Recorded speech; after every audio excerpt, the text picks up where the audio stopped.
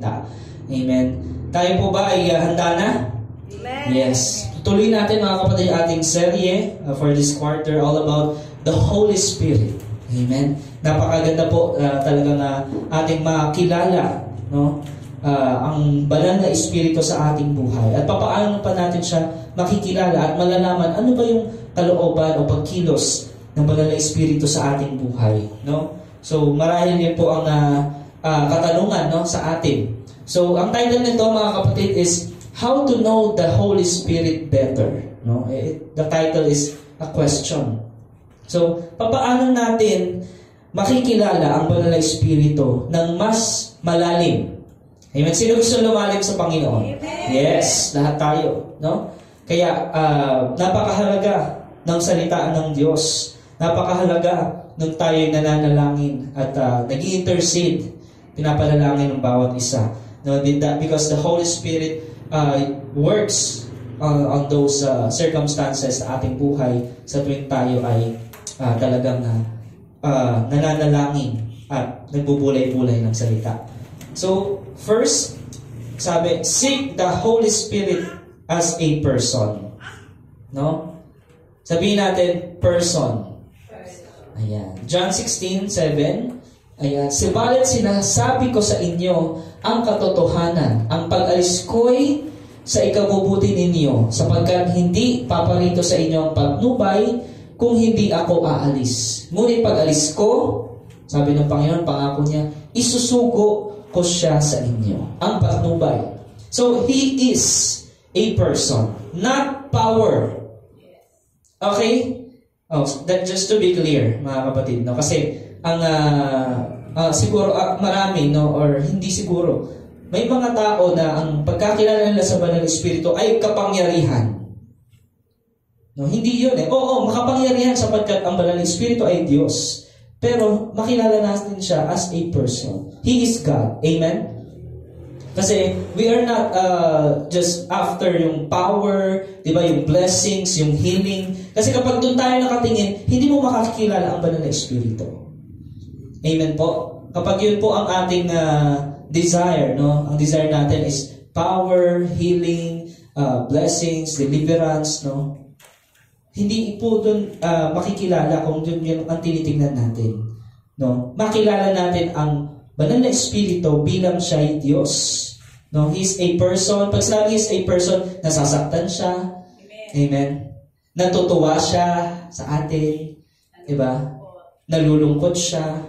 So, yun po eh. He is a person. Amen. So, kasi ang nais ng banal na Espiritu is relationship. Sabihin natin relationship. Because He is a person. Pero kung tingin mo lang sa Kanya, He is, or it is a power, it is healing, it is blessing, it is a force. No? Kung yun ang tingin mo sa banal na Espiritu, hindi ka lalalim, kapatid. No? Bagkus bababaw ka. Amen? Because the Holy Spirit wants relationship. Sinabing relationship, merong communication. Tama? Halimbawa, anak mo, o kaibigan, kapatiran, kapitbahay, no? So, sa relationship, ang mahalaga ay communication. Isa sa pinakamahalaga ay communication. No? So, lagi po ba natin kinakausap ang Diyos, ang banal na Espiritu? Amen, sa ating buhay. Gusto nating lumalim? No? Lagi natin kausapin sa tuwina ang Diyos. Lord, is this your will? No?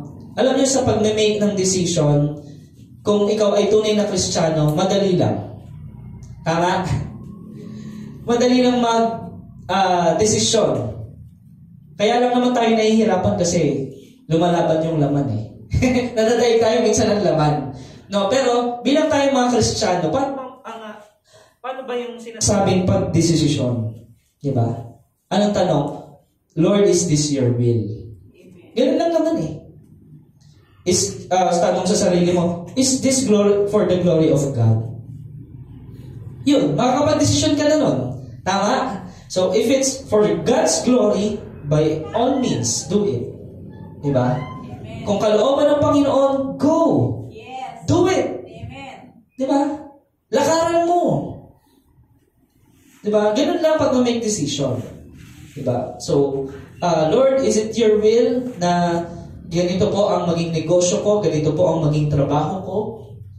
No? And makikita mo naman yun sa salita ng Lord. The standard of righteousness is the Word of God. Standard of truth. Amen. Para hindi tayo madaya. No? So kapag ganoon, nakita mo na hindi in accordance to God's will, ibig sabihin, hindi yun ang dapat mong gawin. Tama po? At doon po talaga kumikilos ang banal na Espiritu sa atin kapag tayo nananalangin, kapag tayo mag-make decision. Magtatanong tayo. Tama? He is a person Magtatanong tayo. So, sa Holy Spirit, yun po ang talagang dapat lagi nating kumukonsult sa Diyos, sa banal na Espiritu. So, pangalawa, know that the Holy Spirit desires a relationship. 2 Corinthians 13:14. Sabi dito, 2 Corinthians 13:14 dapat yan. No? So, 1 to 4 yung nailagay ni Camille. So, dapat 2 Corinthians 13:14. No? Yan. Check na lang natin sa King James Version. Yan. 13:14. Ang sabi doon, the grace of the Lord Jesus Christ and the love of God and the communion of the Holy Ghost be with you all. Ang sabi doon, Amen. Pag sinabing the grace of the Lord Jesus Christ and the love of God, no, the Father, and the communion of the Holy Ghost, binanggit po yung triunity, amen, ang Diyos. Be with you all. Amen. So, relationship. Pag sinabing be with you all, sumainyo, sumaatin, ibig sabihin, kasama mo, nananahan sa atin ang banal na Espiritu God wants to be with us. No? Pero yun nga po, may free will ang mga tao. Hindi naman lahat ay sa Diyos. Tama po ba? Amen. Yun po ang katotohanan ng sa Biblia. Hindi lahat ay sa Diyos. No? Pero ang sulat dito ni Apostle Paul sa mga taga-Korinto, ang grasya ng Panginoong Hesukristo at ang pag-ibig ng Diyos at ang pakikiisa ng Santong Espiritu. Alam po ba natin yung salita nito? Communion. Yes. Common union. That's 2 words. Now, ibig sabihin, you have common goal. You are united in one desire. Ano po yun? Relationship. Amen? Diba? So, ganun po yun. Ang church, ang bride, diba? At ang groom ay ang Panginoong Jesus. Diba? So, yun po. Yung sinisimbolo noon. Relationship, mga kapatid. So, yan po ang desire ng banal na Espiritu para makilala natin siya ng lubos. No? Ano po ba yung mga talagang nakakasakit sa banal na Espiritu? Amen. Pero una-una na dyan, yung tayo ay hindi pagsunod. No? Because of kadalasan pride. Diba? Or because of yung ating selfish desire. Ayan. Pero, sabi, 2 Timothy 3:16, feed yourself on the Holy Scriptures. Para lumalim tayo sa banal na Espiritu. Feed yourself. Pakainin mo ang iyong sarili. No? So, ang lahat ng kasalatan ay kinasihan ng Diyos at kapaki-pakinabang sa pagtuturo ng katotohanan, sa pagsaway sa kamalian, sa pagtutuwid sa likong gawain, at sa pagsasanay para sa matuwid na pamumuhay. Ano po yung sinasabi dito, no? Yung kasulatan, kinasihan ng Diyos, or hiningahan ng Diyos. Sa ibang translation, inspired by God. Sa ibang translation, God-breathed. No? Ibig sabihin, kapag ating sinasaliksik o binubulay-bulay ang salita ng Diyos, no? Tayo ay lumalalim sa banal na Espiritu. Amen po. Kasi yung binanggit ho dyan, pagtuturo ng katotohanan. No? Sino po ba yung Spirit of Truth? Holy Spirit. Amen? So, kapag tayo nagtuturo ng katotohanan, ang kasama natin ay ang banal na Espiritu. Gawain, pag kinusuyan ng banal na Espiritu yung mga binanggit dyan. Pag nagtuturo tayo ng katotohanan, nagsasaway tayo sa kamalian, kilos yan ang banal na Espiritu. Amen? Nagtutuwid tayo ng mga likong gawain, no? Sasanay para sa matuwid na pamumuhay. Ano pong pagkilos yan? Pagkilos po yan ng banal na Espiritu. Amen? So kapag tayo po ay laging meron ganyang daily devotion, amen, alam natin yung salita ng Diyos, meron tayong batayan. Yun po, magagawa natin ang pinapagawa ng banal na Espiritu. Amen? Because this is God-breathed. Hiningahan ng Diyos. Isipin mo yun, no? Yung pagkilos ng Panginoon, yung kanyang Espiritu ang siyang kikilos sa atin. So, feed yourself on the Holy Scriptures. Kaya po, in-emphasize natin dito, kaya sa mga cell leaders na to check on ourselves. Amen? Mula sa kabataan hanggang sa ating mga elders. Amen? So, ganoon po yun.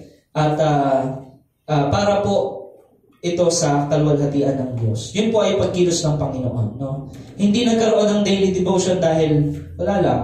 Gusto lang natin. Hindi. Bakit? Biblical po yun eh. Meditate His Word. Diba? Day and night. Para magampanan natin yung kalooban ng Panginoon, magkinapagawa ng Panginoon. At ang sa gayon, lumalim tayo sa relationship natin sa banal na Espiritu. Amen. Pang-apat, communicate with the Holy Spirit. Amen. Nabanggit ko kanina, communication. Proverbs 20, verse 27. Binigyan tayo ni Yahweh ng isipan at ng budhi. Kaya't wala tayong maitatago kahit na sandali. Anong binigay sa atin ng Diyos? Isipan at budhi. Ibang translation or tawag doon nila is konsensya or budhi. No? Kaya wala tayong maitatago kahit na sandali. Amen. So, communicate with the Holy Spirit. Alam niya eh. Alam ng Diyos. Diba? Sino bang nakakasaliksik ng ating isipan at ng ating puso? Ang Diyos. No? Nais ng Panginoon, sabihin natin kung ano yung nasa ating isip, no? At ating puso. Kaya nga, every day, we confess to God, no, of our sins. Kasi lifestyle ng Kristiyano is talagang meron tayong repentant heart. Amen. Teachable heart. So, alam ng Diyos ang isipan natin, alam ng Diyos yung motibo natin, di ba? Kung ang nais lang, kung may ambisyon lang ba tayo o talagang nais natin maglingkod sa Diyos. No? Alam lahat yun ng Panginoon. Kaya wala tayong maitatago kahit na sandali. So, much better na sabihin lagi natin sa Diyos. Kausapin lagi natin ang Panginoon. Amen po. Naintindihan natin mga kapatid. At doon, sa ganung paraan lalalim tayo sa banal na Espiritu. At makikita sa atin yung ebidensya na malalim tayo sa relationship natin sa Diyos. No? Kasi pag ang isang tao, no, malalaman mo kapag hindi siya malalim sa banal na Espiritu. Lagi siyang may tinatago.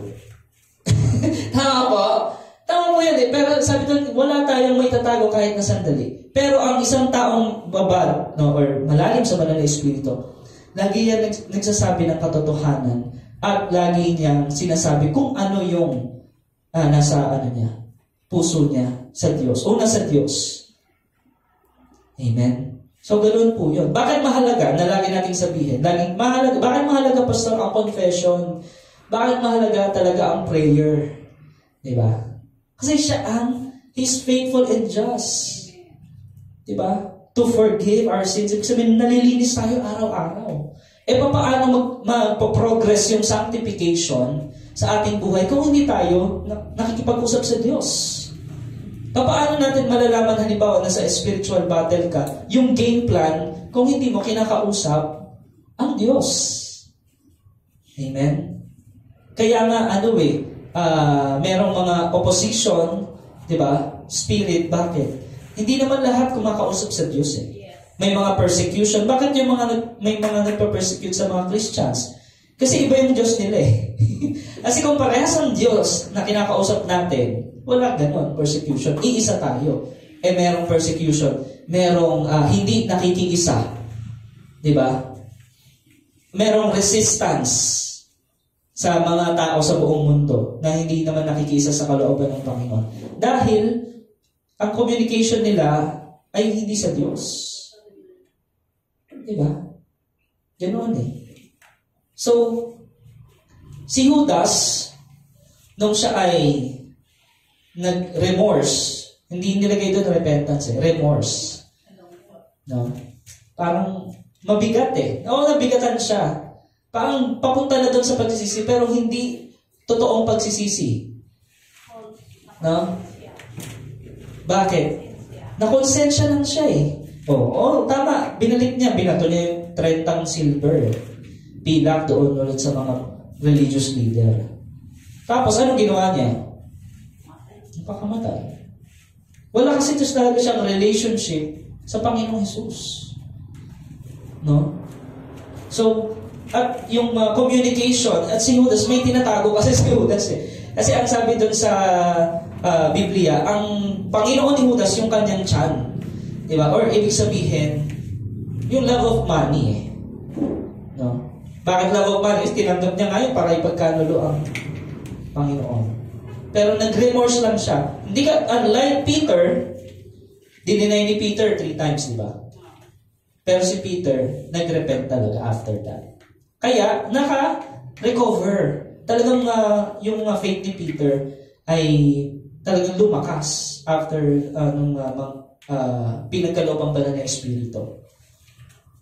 Amen? So, ganun po. Magkaiba yung remorse sa repentance. Kasi si Peter, nakausap niya talaga ang Panginoon. Diba? May nabasa ka ba kinausap ni Judas ang Panginoon? Or lagi niyang wala eh. Si Peter meron eh. Si John meron. Diba? Nakausap niya ang Panginoon. Sabi pa nga ni Pedro, ay hindi dapat mangyari sa iyo yan, Panginoon. Diba? Gumano pa? Sabi ng Panginoon Jesus, behind me, Satan. Ibig sabihin, lagi talaga niyang kinakausap. Tapos si Peter pa, Lord, pagparealin niyo ako. Kung talagang ikaw yan, di ba? Lumakad siya sa ibabaw ng tubig. Lagi niyang kinakausap ang Panginoon. Kaya kahit anong failure ni Peter, di ba? Napapagtagumpayan niya. Ganun yun eh. Sa atin, ang banal na Espiritu, pinagkaloob. Communication, alam niya, inisip mo. Alam niya yung budhi mo. Kung malinis ba yan o hindi. Motibo mo, alam niya. Diba? Lagi mo kausapin ng Panginoon. Wala lang tayong maitatago sa Panginoon. Gusto nating lumalim, makilala natin ang Diyos. Communicate, no? With the Holy Spirit. Number 5, keep a soft heart toward God. Soft heart, kasi teachable heart. Matthew 5:8. Sabi sa Beatitudes, pinagpala ang may malinis na puso, sapagkat makikita nila ang Diyos. No? O sa iba translation, makikilala talaga nila ang Diyos. No? Kakaroon ka talaga ng intimacy sa Panginoon. You are blessed. Sino yung mga yon? Blessed are those who have a pure heart. No? Pure heart. Ibig sabihin, yung ang Diyos talaga ang iyong nais. No, siya talaga ang iyong nais na makilala at maghari sa buhay mo. Amen? And in that way, kapag ganoon po ang puso natin, pinagkatiwala natin sa Panginoon, diba? Pusong dalisay. Na sabi nga sa kanta, ang aming nais, nalikhain mo, Diyos, para sa amin. Diba? Kasi ang Diyos din ang talagang magbibigay sa atin ng ganong klaseng puso. Sa saga ng ating sarili, hindi natin kaya magkaroon ng malinis na puso. Hindi natin kaya magkaroon ng malambot na puso. Or pusong laman. Hindi natin kaya yun. Anong sabi ng Panginoon? My child, give me thine heart. Diba? Para yung pusong matigas, yung punong-puno ng pride, yung punong-puno ng inggit, yung punong-puno ng mga kamunduhan na puso, papalitan ng Diyos ng pusong laman na marunong sumunod sa Kanya. Kaya malalaman mo, ang isang talagang tunay na Kristiyano, may malambot na puso at may pagsunod talaga sa Panginoon. No? Pero yung mga nagmamatigas, hindi pa yan. Nagdidil pa ang Panginoon diyan. Parang nakikipag-agawan pa yan eh. Lord, ito ano muna, katulad ni Jacob. Pero walang nagawa si Jacob eh. No? Talagang ayun, na yung pinakamalaking muscle ni Jacob is napilay eh. Diba? Sa pagka-wrestle niya sa Panginoon. Ganun siya kamahal ng Panginoon. Ganun tayo kamahal ng Panginoon. Pero ayaw na ng Diyos, huwag na naman tayong pumunta sa punto na yun. Diba? Surrender ka na agad sa Panginoon.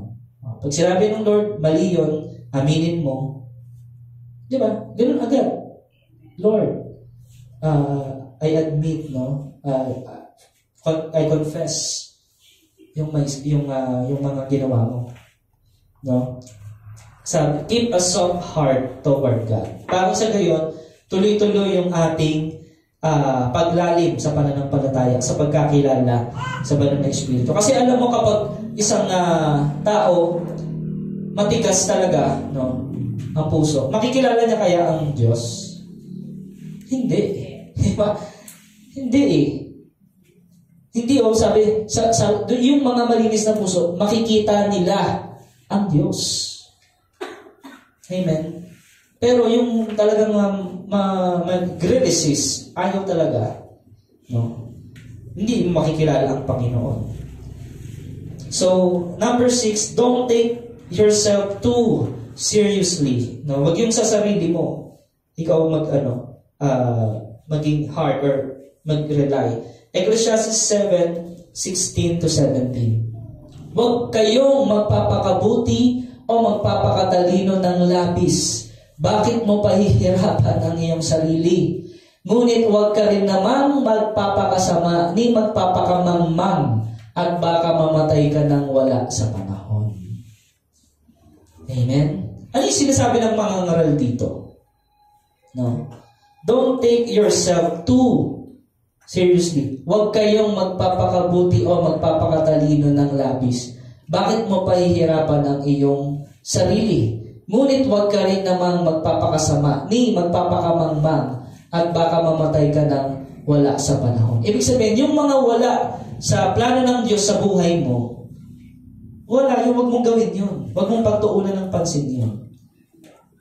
Amen. Kung ano yung nang pinapagawa ng Panginoon, dun ka. Diba? Sabi nga, godliness, the great gain, diba? With contentment is a great gain. So, sapat na ang Panginoon, sapat na ang Diyos. No?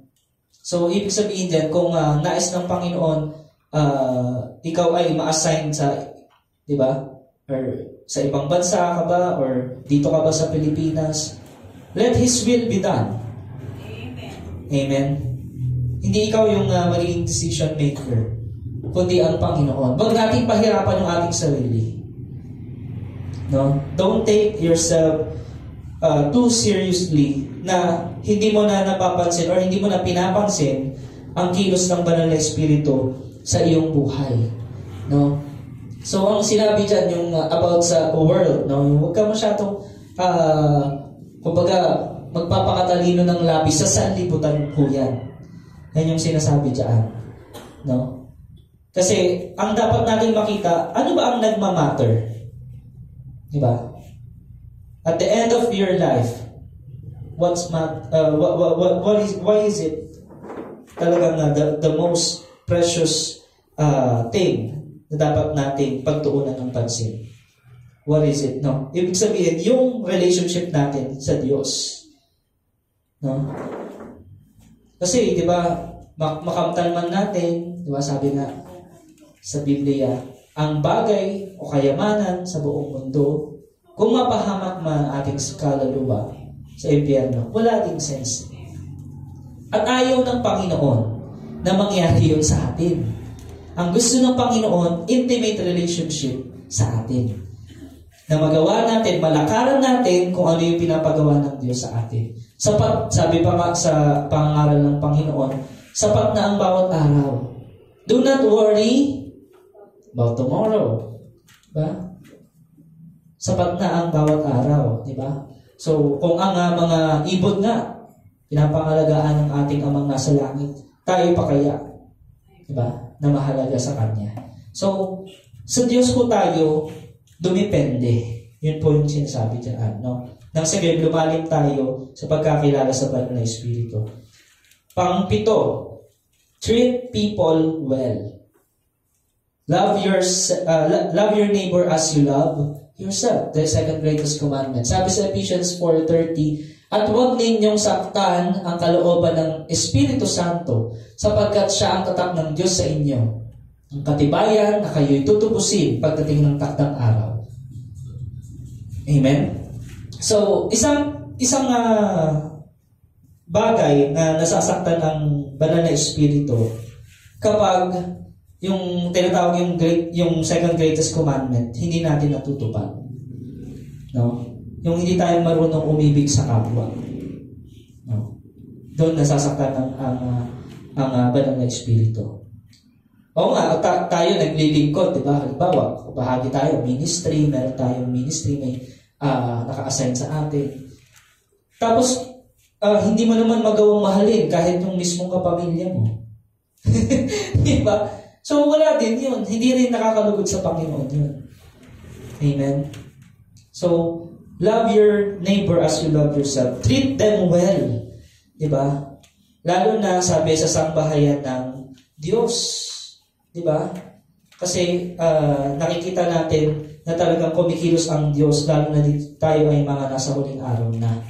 So, treat people well. Huwag nating saktan ang kalooban ng Espiritu Santo. Ano pa ang panakit, no? Sa kalooban ng banal na Espiritu. Yung hindi pagpapakumbaba. Ayan. Nasaktan ng banal na Espiritu doon. Mabigat yun. Sabi ng mga ibang masasakit. Yes. Towards others. Nagsabi ka ng mga masakit, mga paninira. Ayan. Nakakasakit yan sa banal na Espiritu. No? So, ganun ho yun. Dapat, kung ano po yung, ano ba yung nakakapagpadala o nakakapagpasaya sa banal na Espiritu? Yung humility. Yan, di ba? Yung pagpapakumbaba na isa ng Lord. At yung pag-ibig natin toward others. Sobrang galak na galak ang banal na Espiritu doon. At kapag natuwa, di ba, nalugod, yan, ang Diyos, ang banal na Espiritu sa iyo dahil sa iyong mga ginagawa para sa Kanya. Sa tingin nyo, anong kasunod? Yes. Blessings. Diba? Ganun lang naman po yun eh. Diba? Pero yun nga po, ang iba kasi, they are only after blessing. Hindi dun sa blessor. Diba? Wala tayong problema sa blessing. May problema ba tayo sa blessing? Wala. Kung kilala mo yung blessor. May problema tayo sa healing? Wala. Kung kilala mo yung healer. Kung kilala mo yung healer. May problema ka sa blessing tsaka sa healing or sa deliverance kung hindi mo kilala kung sino yung pwedeng may kakayahang gumawa. Diba? Edi ang tendency niyan, lalapit ka kung kaninong tao. Lalapit ka kung kaninong leader. Diba? Hindi. Doon ka lumapit diretso. Sino yung blessor? Diba? At sa ganoong paraan, lalalim ka sa banal na Espiritu pagkakilala sa Kanya. Amen? Number 8, repent quickly. Ayan. Nabanggit ko kanina, 1 John 1:9. At sabi doon, subalit, kung pinapahayag natin ang ating mga kasalanan, patatawarin tayo ng Diyos sa mga ito. At lilinisin. Ayan. Yung pure heart, di ba? Nabanggit kanina. At lilinisin tayo sa lahat ng ating kasalanan sapagkat siya'y tapat at matuwid. Sino ang makapaglilinis sa atin? Ang Diyos. Kung tayo ay papahayag, communication, confession sa Panginoon. Bakit nananatili yung mga dumi-dumi sa atin? Hindi natin ipinapahayag Tinatago natin. Tama? So, ang mga kasalanan, pinapahayag. At ang gagawin ng Diyos, patatawarin tayo, hindi lang patatawarin, at lilinisin. So, wala kang ngayong problema sa blessing. Ang tawag sa iyo, sabi sa Beatitudes, blessed are those who have pure in heart. O paano naging pure yung heart mo? Kasi ang Diyos ang naglinis Paano ka nalinis? Kasi lumapit ka sa Diyos with all honesty, with all transparency. Ipinahayag mo ang iyong kasalanan. Amen? So, sapagkat siya'y tapat at matuwid. Napakabuti po ng ating Diyos. Amen? Mabiyaya ang ating Diyos. Amen? So, repent quickly, mga kapatid. Kaya sa ating buhay Kristiyano, lifestyle na natin yan, yung repentance, yung confession. Normal yan eh. Normal dapat yan. Let us normalize that. Yung magsisi ng mabilis, no? Huwag na natin hintayin na talagang maipon yan. Yung galit, yung inggit, yung pukot. Diba? Hindi mo pinapahayag sa Panginoon, kasalanan yun. Tama po. Amen. Hindi ka lalalim sa banal na Espiritu dahil hindrance yun sa paglalim mo sa banal na Espiritu, yung mga bagay na laman. No? Kaya, yung number 8, repent quickly for us to know the Holy Spirit better. Number 9, yan. Walk in the revelation He gives you.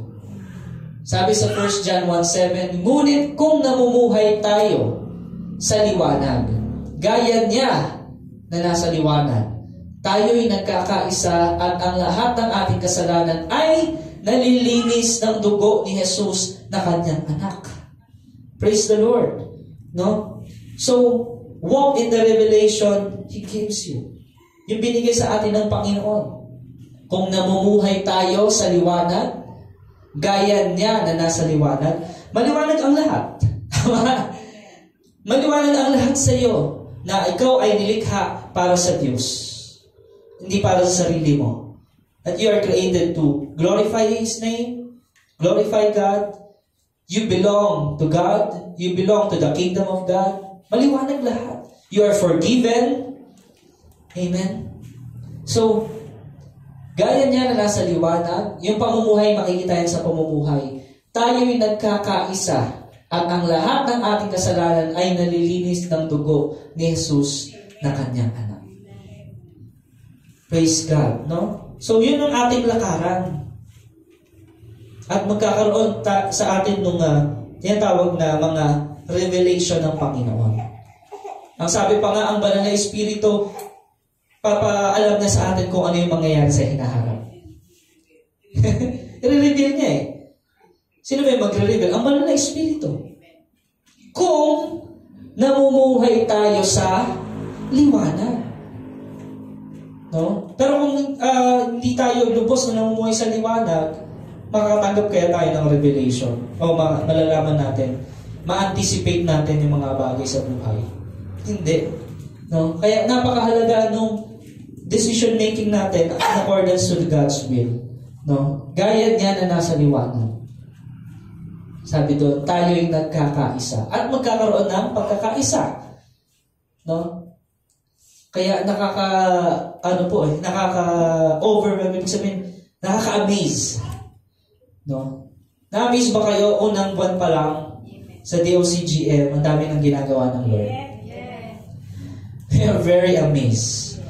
And maliwanag sa atin ang vision this year. Maliwanag sa atin ang motibo, ang puso natin this year. No? Na ito ay talagang lakaran natin, yung takbuhin nilatag sa ating mga harapan. Kasi kapag yun ang nilakaran natin, yung in accordance to God's will, diba? Andiyan na yung provision, blessing, diba? Basta lakaran mo. Hindi mo na, yun eh.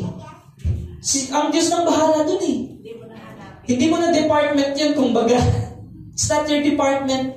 Ang department mo, go and make disciples. You pray. You fast. Diba? Ito ka. Intercede. Diba? Pray for your family. Pray for your friends.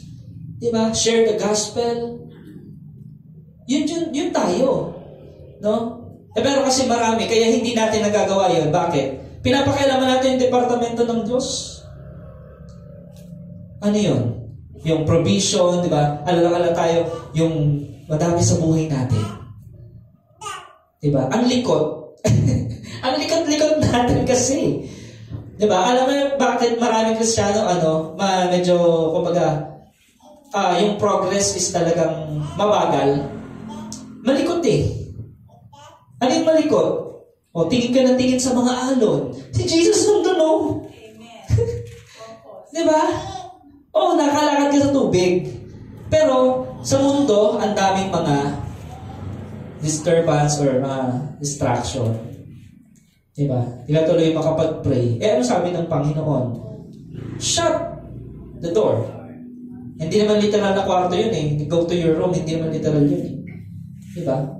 Doon ka focus po ang tinasabi doon. You focus yourself to God. Amen. At makikita mo yung progress mo as a Christian. Magiging maliwanag sa iyo, ito pala yung pinapagawa ng Panginoon. Amen. Diba? So, ganun. Oo, may mga pangangailangan tayo physically, no? When we learn about physiological needs. Amen. Pero ang Diyos na dun eh. Kikilos dun eh. Basta focus ka sa pinapagawa niya. When you take care of God's business, He will take care of you. Amen. Ano bang business ng Panginoon? Kaluluwa. Salvation. Lahat ay maligtas, walang mapahamak. Yun ang nais ng Lord. No? And hindi yung thinking mo na, punta ako ng church kasi kailangan ko ng blessing. Punta ako ng church kasi kailangan ko ng healing. Di ba, guilty tayo dyan minsan eh. Pupunta ako ng church kasi kailangan ko ng deliverance. No? Pero sa Bible, sinabi, you are already blessed. Amen. You are already victorious. Hindi ka lumalaban, hindi ka para magtagumpay. Dahil nagtagumpay na ang Diyos.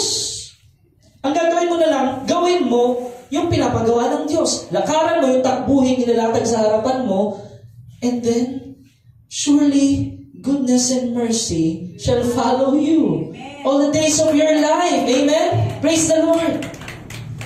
Yun lang po yun eh. Kaya malalaman natin na you're on the right track. Na gano'n. Na hindi mo isipin yung, Lord, paano ba to? Ganyan. Hindi, pagkakatiwala mo na agad sa Kanya yun. Basta anak ko. Diba? Kung ano yung kalooban ng Panginoon, nabasa mo sa salita niya, yun yung gawin natin. Hindi yung tayo marami excuses. Diba? So, ganun po yun, mga kapatid. Para po maranasan natin talaga at lumalim tayo sa pagkakilala sa banal na Espiritu. Amen. So, yung mga I know we are all guilty, di ba? Kasalanan ho ang worry, mga kapatid. Tama? Pag-aalala. Di ba? It's temptation eh. Pero nabasa mo, do not worry, it's a command. Okay, Lord. Paano ka hindi mag-worry? Di punta ka sa Panginoon. Cast your cares. Alam naman ng Lord yun eh. So cast your cares. And then, the peace surpassing all understanding will guard your heart and your mind in Christ Jesus. Ngayon, may focus ka na ulit. Okay. Di ba? Okay na ulit. Magagawa mo na ulit yung pinapagawa ng Panginoon. Amen po. Ganun ho yun. So, sa lahat ng ating mga alalahanin, ibigay natin yan sa Panginoon. Nag-aalala ka sa bukas? Nag-aalala ka sa darating na linggo? Inaalala mo si Judith? Gawin mo.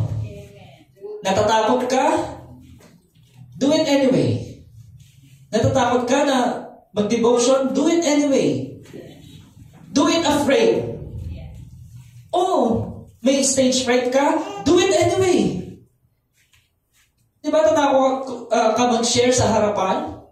In the front of congregation? Do it afraid. Alam naman Diyos, may stage fright ka, may takot ka. Oh, huwag ka doon mag-focus. Focus ka sa salita niya. Amen. Focus ka sa Holy Spirit. At doon ka lalalim. Di ba? So, bakit? Lahat naman tayo dumaan dun eh. Tama? Amen. And the Holy Spirit is our teacher. He will teach you how. He will teach us how to do it. Ganun po yun, mga kapatid. So, walk in the revelation He gives you. Panghuli na po, no? Mabilis lang tayo ngayon. Yan. Pero, ito po ay malaman, siksik. Amen? Have gratitude and fellowship. Philippians 2:14. Gawin ninyo ang lahat ng bagay ng walang reklamo at pagtatalo. Ayan. Amen. Praise the Lord! Amen. Have gratitude and fellowship. Ano yung sinasabi ng Apostle Paul dito? Yung bagay para sa Diyos. Yung sa buhay natin, huwag tayong reklamo at pagtatalo. Huwag doon. Huwag doon nakafocus. Tapos pointing fingers, di ba? To others, ay kasi kaya ganyan. Kaya ako nagawa to, kasi ako ganito, kasi si ganito eh. Hindi. Gawin mo na. Gawin mo yung pinapagawa ng Panginoon. Gawin ninyo ang lahat ng bagay. Yes, amen. Lahat ng bagay. Wala ka pa kang ginagawa, nagre-reklamo ka na. Di ba? Tapos, kapag tinuro yung all about sacrifice, all about giving, nagre-reklamo ka na kagad. Oh, church, meron tayong project. Dapat na excited ka. Yes, for the glory of God. Amen. Diba? Pero, gastos na naman to. Reklamo agad. Diba? Tapos, pupunto pa doon sa pagtatalo. Diba? Pastor, bakit ganon? Yung building project natin. Oh, ano yung ginagastos namin sa gas? Ano yung ginagastos namin sa ganito? Reklamo! Tama po. Pero anong pinag-uusapan doon? Kingdom of God. Pero ikaw nagre-reklamo. Hindi mo ba nauunawaan, kapatid? Yung biyaya, yung grasya ng Panginoon. Amen. Pastor, may question po ako sa giving. Bakit naman po ganon? Reklamo ka agad. Pero dapat, ang mindset ng isang Kristiyano, yes! Yes, Lord. Napag-usapan namin, napag-meetingan namin para project for the glory of God. No? So, dapat tayo ay may gratitude. Amen. Mahalaga sa banal na espiritu, yun tayo ay grateful. Hindi ungrateful. Yes, with a grateful heart, you approach the throne of God. Diba? At doon lalalim ka sa banal na espiritu. Pero kung ikaw, puro ka murmur, puro ka compute na nagagastos mo para sa church, hindi ka lalalim sa banal na espiritu kung ganun. Diba? Dapat, na yun eh. Automatic na yun. Okay. That's for the Lord. Ito sa Diyos talaga to. Non-negotiable. Ito sa Diyos talaga to. Tapos pag-usapan pa yung, mga kapatid, pag-pray natin, meron tayong building project. Oh, di ba? Tapos nakiisa ka doon kasi yun yung revelation ng banal na espiritu doon sa leader. Yes. Oh. Hindi mamalayan yung blessing, di ba? Ang luwag eh. Ang luwag ng dating sa iyo eh. Bakit? Kasi hindi ka takot pakawalan. Kasi hindi naman talaga sa iyo yun eh. In the first place, yung pera natin, sa atin ba yun? Yung buhay natin, hindi sa atin to eh. So, bakit tayo may reklamo? At bakit walang gratitude? Amen? Yan. Pero pag pinanaktis, lalo na, yan, ipapractice natin talaga, i-emphasize natin dito this year, na yung honor, yan, para sa Lord, pag na-practice natin yan, we will see talaga yung pagkilos ng Panginoon na talagang great, di ba? Pag nakita niya nagkakaisa, talagang ino-honor ako ng DOCGM. Yung walang narinig na reklamo, yung walang narinig na dispute or what, di ba? Ang Lord talaga, boom. Sa inyo na yung lugar na yan, pabuli pa kayo mas malaki. Hallelujah! Amen! Kasi nakita ng Diyos yung puso mo eh. I'll continuously bless you. Di ba? So, ganoon yun. Mga kapatid, kaya nga, di ba, sa giving, lagi nating nababanggit yung babaeng bao. Oh. Pero marami hindi naman naintindihan kung ano yun. Binigay niya yung lahat niya. Bakit? Ang isip ng babaeng balo, hindi naman sa akin to eh. I am blessed to bless. To bless other people, to be a blessing. Diba? I am here in the OCGM to be a blessing, to bless the Lord of my soul. Forget not all His benefits. Diba? Yun ang mindset. narito tayo to bless God, to bless each other, di ba? At in harmony, in unity, di ba? God will the Holy Spirit will freely work in our lives. So walang hindrance. Ano yung hindrance? Reklamo at pagtatalo. Yeah. Reklamo, pagtatalo, ang dami mong puna, dahil mo nakikita mali. Wala ka pa namang nagagawa. Para sa Lord, ang pagsakripisyo, wala pa naman. So, yun po, kaya hindi lumalalim ang isang Kristiyano sa pagkakilala sa banal na Espiritu. Bakit? Walang gratitude. Puro reklamo. Diba? Gusto mo abutin tayo ng 40 years dito? Na ganito ang sitwasyon natin, reklamo at pagtatalo. Bakit yung sinabi 40 years? Nangyari sa Israel eh. Yes. Yes. Diba? Yes. Amen? Yes. Daming taon na nakalipas. Di na natuto. O, diba? Ganun ho yan, mga kapatid. Pero, kung talagang nakinig sila, diba, kay Moses, ang lapit, oh. Blessings, nandun eh. Naka-ready eh. Kaso, puro mga reklamo, bakit? Nabanggit ko sa meeting natin, no? Ng gabi. Dalawa lang yan eh. Tagapangalaga at saka yung alagain. Hindi naman masama yung alagain kung talagang nagsasubmit. Pero yung quote-and-quote alagain talaga, yung daming reklamo. Diba? Tinuro mo na lahat, ginaid mo na. Diba?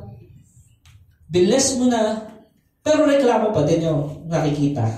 Nakikita pa rin yung kakulangan. So kapag gano'n ang mindset, wala, hindi lalalim sa banal na Espiritu. Naunawaan po natin, mga kapatid. So, this is how we know the Holy Spirit better.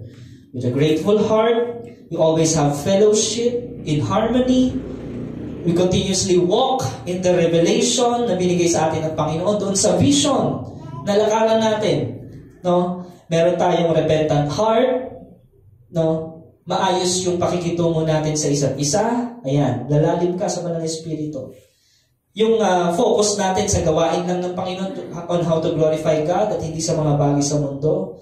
Tapos meron tayong soft heart na madaling talagang maturuan, di ba? Mag-confess sa Panginoon. Yung communication sa Holy Spirit. Yung ating daily bread, daily devotion, feed yourself on the Holy Scriptures. At yung desire natin, dapat yung intimacy, yung relationship natin sa Holy Spirit. Because the Holy Spirit is a person. Amen. Yun lamang po, mga kapatid, ang ating mga points, no, mensahe ng Panginoon sa hapong ito. Palakpakan po natin ang Diyos sa buhay. Hallelujah. Tayo po ay manalangin. Tayo tumayo. Praise the Lord. Father God in heaven, we give you praise. We give you honor. Salamat, Panginoon. Sa hapong ito, kami po ipinagtipon mo upang marinig, Panginoon, ang iyong salita, upang kami makapagsamba sa iyo, magpuri sa iyo, magampanan namin, Lord God, kung ano po ang nais mo sa aming buhay. Lord, let your will be done continuously in our lives. Let your will be done here in the OCGM, Panginoon. And continuously, Panginoon, pangunahan mo kami sa mga dapat namin gawin, sa mga desisyon na dapat namin gawin, sa mga priorities namin, Panginoon. Lord, continue to reveal to us, Panginoon, ang mga bagay na dapat namin unahin o malaman, Panginoon. Salamat po, O Diyos, sa iyong kabutihan, sa iyong biyaya, Panginoon. Lord, with a grateful heart, Panginoon, we approach your throne of grace right at this moment, Panginoon. We thank you, Lord God, for everything. We thank you, Lord God, for all you've done, Panginoon. We thank you, Lord God, for your protection, for your provision. We thank you, Lord God, for the strength continuously you really give us, Panginoon. We thank you for healing, not only physically, Lord God. We thank you, Lord God, for deliverance. We thank you, Lord God, for always being there for you, Panginoon. Nalangin nariyan ang iyong presensya. Thank you, Holy Spirit. Truly, Holy Spirit, we need you in every step of the way. Truly, Lord God, Holy Spirit, we need you. We love you, Lord God. Let your will be done, Lord, sa aming buhay. Salamat po, O God. We continuously welcome you in this ministry, in our lives, in our family. We thank you, Holy Spirit. We give you all praise, Father. We give you all honor and all glory in the mighty name of Jesus. By the power of the Holy Spirit, we say amen and amen. Praise the Lord.